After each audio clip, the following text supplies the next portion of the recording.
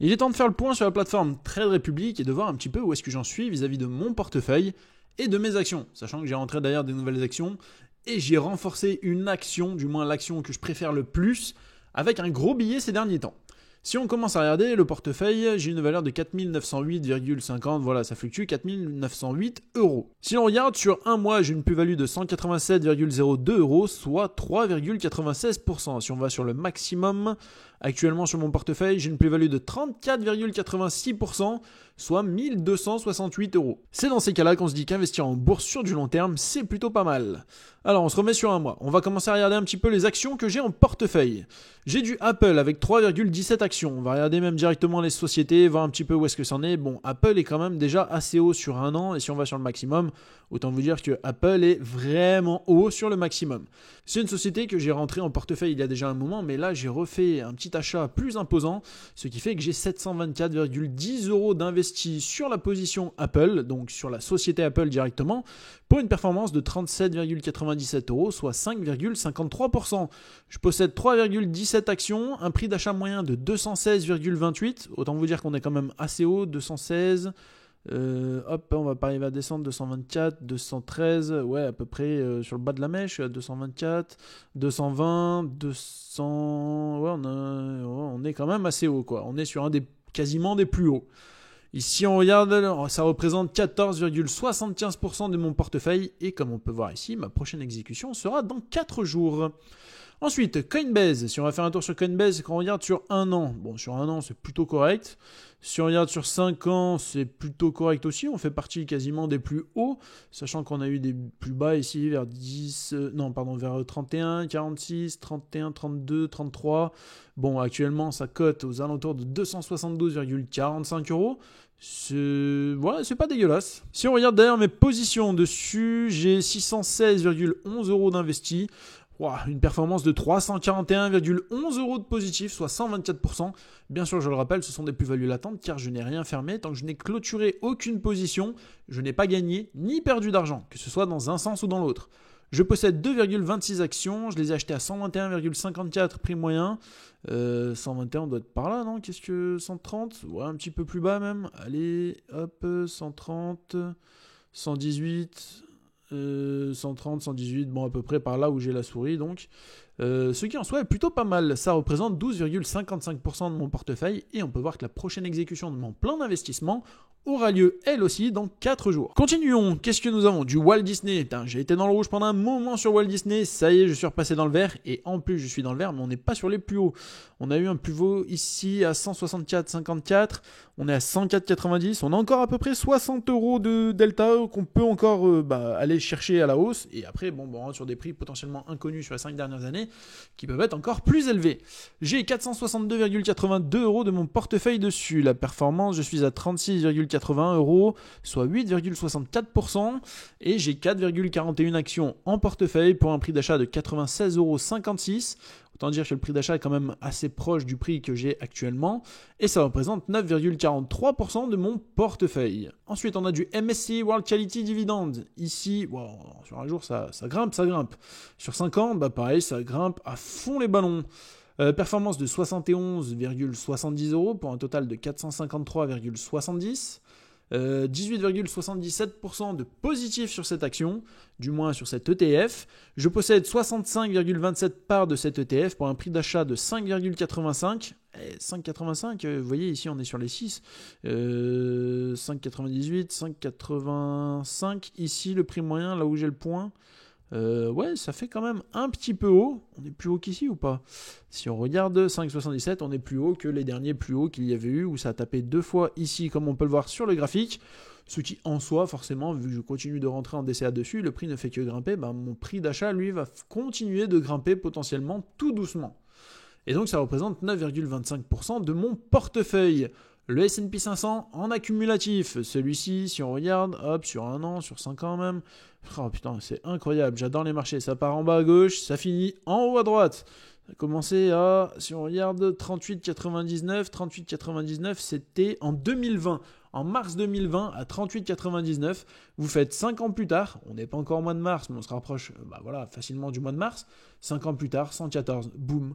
Vous voyez la hausse que ça fait, c'est insolent. Comme quoi, je le rappelle, investir dans les actions est plutôt pas mal quand c'est sur du long terme. Position ici, comme on peut le voir, 445,97 €. J'ai une hausse de plus 36,80%, soit 119,97 €. Et je possède 3,88 actions. Mon prix d'achat est de 83,92, donc prix d'achat quand même assez haut. Voilà, à force de racheter des actions, étant donné que le cours ne fait que monter, comme je vous l'ai dit sur l'action précédente et comme la plupart de mes actions, du coup j'ai un prix d'achat qui est de plus en plus haut et ça représente 9,09% donc de mon portefeuille. Nous avons Global Water USD en distributif. Alors ici, action, voilà, pareil, quand on voit ça monte un petit peu moins. Si on regarde tout de suite, allez, mon prix d'achat est de 56,30, 56,30 qui est un peu plus élevé. On se situe 57, 55, 56, 65 à peu près par là. En soi, c'est pas dégueulasse. On a un prix d'achat dessus qui est pour le moment assez bien. 436,85, c'est ce que j'ai en total. Je fais 13,47% de plus-value sur cette action pour 51,85 € de gain. Actuellement, ça représente 8,90% aussi de mon portefeuille. Bon, en soi, c'est plutôt pas mal. J'ai un peu plus de 6 actions en portefeuille. Bon, on va pas toutes les faire comme ça va être un petit peu long, mais si on regarde Alphabet, plus 28,54. BYD ADR. Ah si, celle-là, faut que je la regarde. Le concurrent de Tesla. Qu'est-ce que j'ai bien fait de le rentrer, celui-là. Hop, ça fait que monter. Si on regarde, mon prix d'achat est à 52,34. Ici, on a 53, 51, 50. Bon, en gros, on est par là, 53, 51, 50. Vous l'aurez compris, entre ces deux petits points ici, à peu près là où j'ai ma souris, en soi, on est plutôt bien. J'ai confiance dans le temps sur cette société. C'est pour ça que d'ailleurs, je continuerai à investir dessus. Et on voit ici 5 € chaque semaine. Mon plan d'investissement dans 4 jours, ça continue de grimper. Et on arrive bientôt à 3 actions sur cette société. Ensuite, si on regarde, on a du BlackRock. Bon, BlackRock, je suis à 0,25. Il me faut encore un petit peu de temps. BlackRock, ça cote 936,20. Avant d'avoir une action de cette société en investissant 5 € chaque semaine, voilà, il va falloir encore un petit moment. Si on regarde de la suite, Tesla qui est pas dégueulasse, qui a descendu un petit peu au niveau de la capitalisation, si je dis pas de bêtises. Voilà, vous voyez, on a redescendu un petit peu. Si on va même sur un an, on est même bien redescendu, puisque moi, j'ai vu à un moment sur mon portefeuille, quand c'était par là, que la valeur était quand même plutôt intéressante. On était à plus de 100% de bénéfices, c'était la folie. Je ne revends pas, je continue de stocker mes actions, continue d'en acheter. Si je ne dis pas de bêtises d'ailleurs, on regarde. Pareil, 5 € chaque semaine, plan d'investissement dans 4 jours.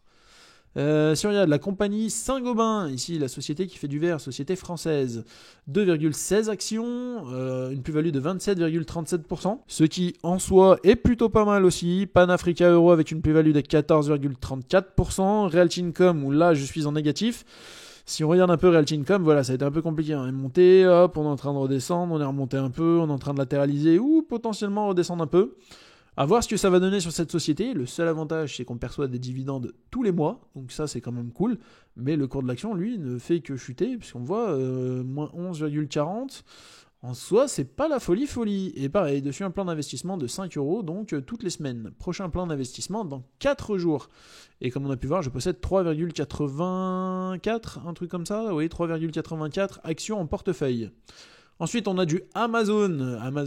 Vu que je commande beaucoup chez Amazon, obligé pareil d'être client de la société et du coup d'investir dans la société dans laquelle je suis client. Ici en soi, ça se passe plutôt bien d'ailleurs pour Amazon. Il y a eu une sacrée hausse. Moi, je pense qu'à un moment, ça va quand même redescendre un peu. Allez, je pense par là, vers ces plus hauts ici, 184, un peu moins de 200. Donc ce qui en soi est plutôt pas mal, ça me permet de continuer à remettre des billes dans la société, sachant que moi j'ai acheté mon prix moyen d'achat de 169,63. Autant vous dire 169,63, voilà à peu près ici où j'ai ma souris, hop, où il y a le point. Bon, ça va, j'ai toute la hausse là qui est devant moi, donc je suis largement en positif sur Amazon.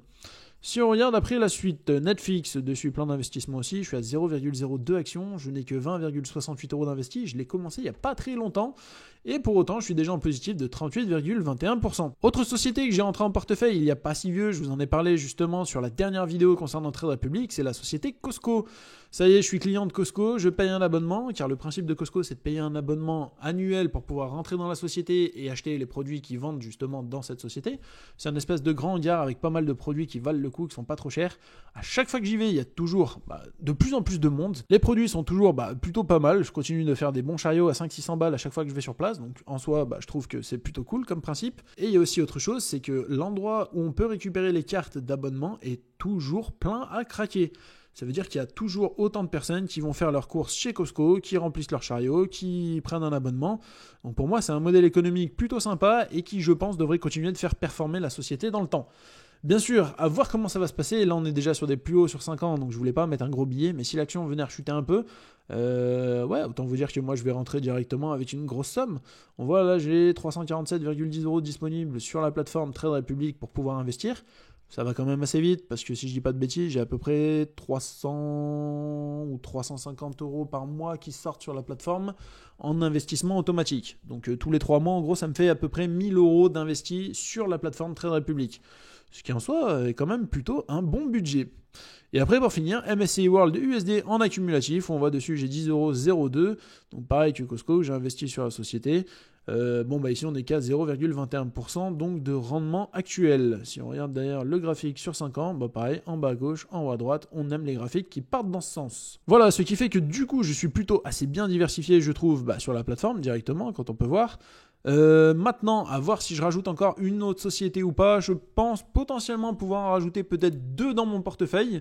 Dites-moi en commentaire si vous avez une idée justement de société qui serait intéressante d'ajouter dans ce portefeuille, sachant que j'ai quand même déjà un PEA, donc tout ce qui va être société française, ça vaut pas vraiment le coup. Saint-Gobain, j'aurais pu la virer, mais vu que je fais un plan d'investissement automatique qui est plus facile que sur mon PEA, je continue donc à investir sur mon CTO Trade Republic.